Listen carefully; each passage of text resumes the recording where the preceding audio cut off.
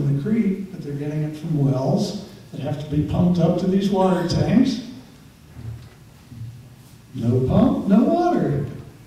And the power does go out. Last May, the power was out for almost 6 weeks. And the Havasupai people reacted, and, you just roll with it. They knew the food was going to be gone, all the frozen food was going to be lost, so they had a big banquet. And then things got a little uncomfortable after that, but didn't want to waste it. And now you'll see little vehicles like this. For a long time, there was only one motorized vehicle in the village. A man named Earl Pye had gone down for a short-term resettlement down the Colorado River Reservation to farm. And he was given a Fordson tractor. And he decided he wanted to come back home again, so he brought the Fordson tractor with him, brought it up to the rim, and drove the Fordson tractor down to the village. It was a little touch and go when they came to the switchbacks on the trail down. They had to wedge it around the boards. But for years, Earl kept up that tractor, kept it running, and plowed all the fields. The tractor now, I don't know where it is. I think it finally died. But now these ATVs, whose use is strictly regulated, they're used for official purposes. They're used to bring in elderly and disabled people to the clinic, to the elderly feeding program, for emergencies. The police use them. They're used for trail work. And I might say that the police and the courts are the one thing that the tribe chooses not to do. They have in the past. Daniel, for many years, was the tribal policeman. He was very professional, very respected. But it's a tough go to go arrest your neighbors, to judge them in court. And so the tribe chooses to have that done by the Bureau of Indian Affairs. But they have on occasion, and they may, again, choose to do that on their own, too. And this is, maybe Lois will want to add some things here. This is the school today. And if any of you have been by there, you'll know that right around the corner there is a little bell tower. And in the bell tower, ringing in each day, is the bell from the 1895 school. But this building was built in 1982. The tribe took over the school and ran it as a tribal school for 26 years, starting in 1976. They had their own readers in the school in their own language. They had a cultural program where they taught tribal skills. They took the children on field trips up to remote parts of the reservation, the upland part of the reservation that they regained in 1975. It was very important to the community. It was the central part of the community, really. The movies were shown there. Meetings were held in the school auditorium. In 2002, due to financial problems and the No Child Left Behind Act, the Bureau of Indian Affairs took the school back. It's now got no principal, short of teachers, short of aides, no training, no vision. It's in deep trouble. And the tribe is now talking to the Grand Canyon School District. The Grand Canyon School District has approached the Havasupai tribe and said, we want your high school kids, and they may get more than high school kids, to come to our new school we're building in Tusayan.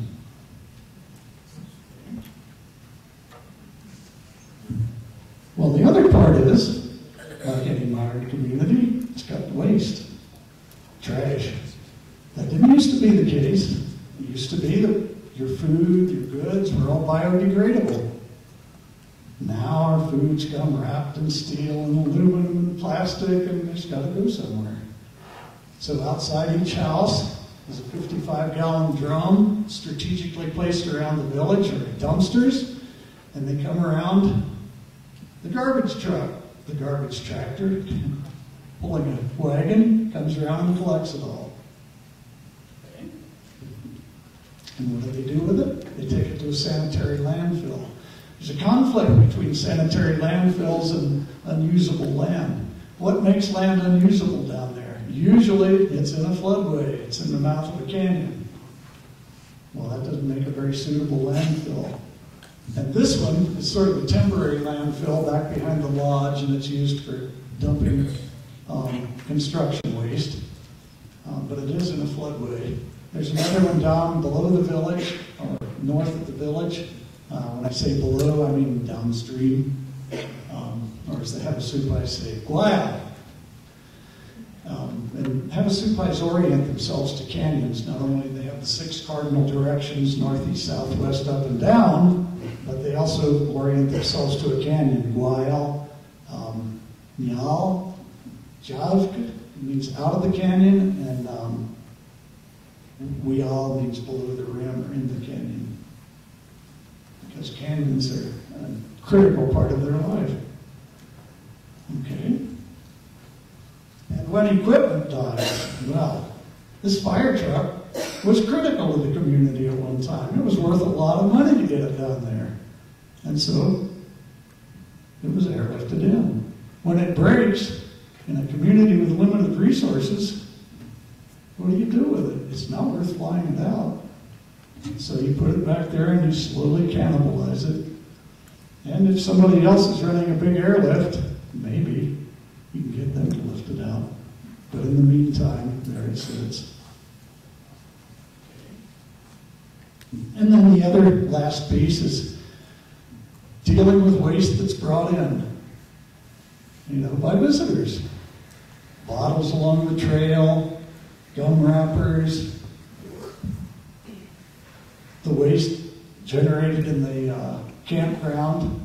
And nobody begrudges this. People are quite happy to have visitors there, make no mistake. And it's not because they bring in money. They do bring in a lot of money. It's the tribe's biggest business. It generates them well over $2 million a year.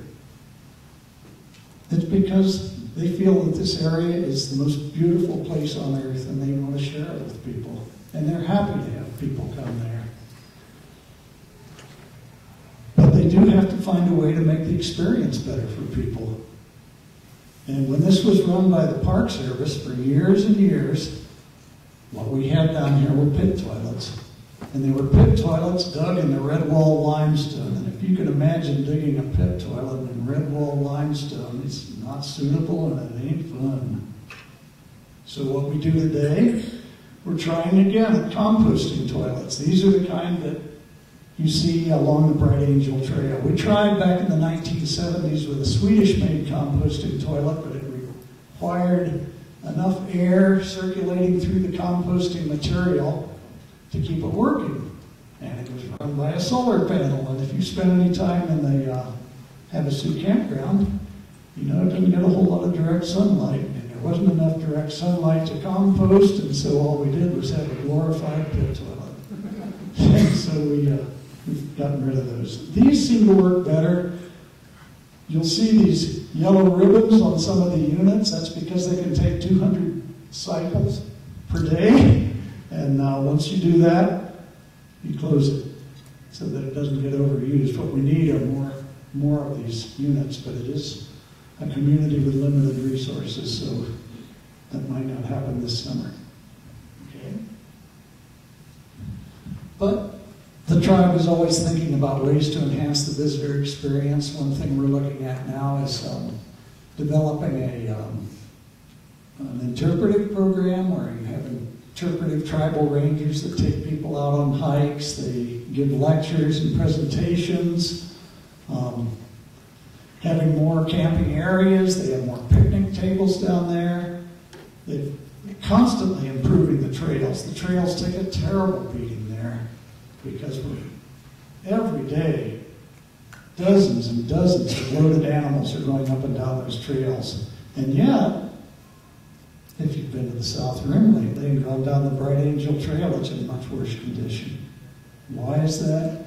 Because the Park Service has been so shorted on money that they've had to contract it out to Xanterra. And Xanterra has a crew of 4 people to keep up all those trails. So we have that. We have, what else?